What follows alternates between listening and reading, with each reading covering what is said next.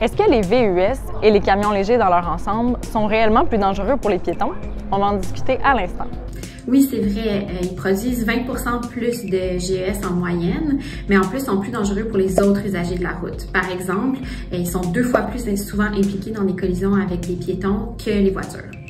Est-ce que ça serait en raison du pilier avant là, qui pourrait empêcher de voir un piéton traverser la rue, par contre? Bien, c'est une des raisons, mais c'est aussi parce que le champ visuel en général là, du conducteur de ce type de véhicule-là est moins bon, notamment en raison de la hauteur du véhicule qui fait en sorte qu'on ne voit pas un enfant qui traverse à moins de 5 mètres du véhicule.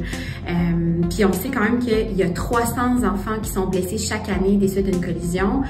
C'est presque un enfant par jour. Ouf. Puis d'autant plus qu'on sait qu'avec seulement 10 cm de plus de hauteur de capot, ce qui est le cas pour la majorité des VUS, les accidents avec les piétons ont 30% de risque de plus d'être mortels.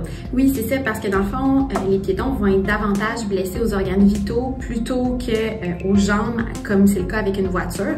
Donc, ils vont être projetés davantage au sol et passer sous le véhicule, donc ça cause des blessures plus graves.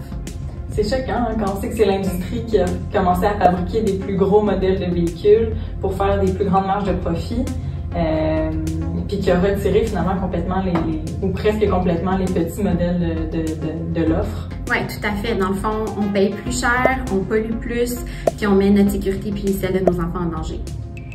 Il y a Équiterre qui a mis en ligne un comparateur pour aider les consommateurs à faire des choix éclairés. C'est au pas de VUS pour moi.ca.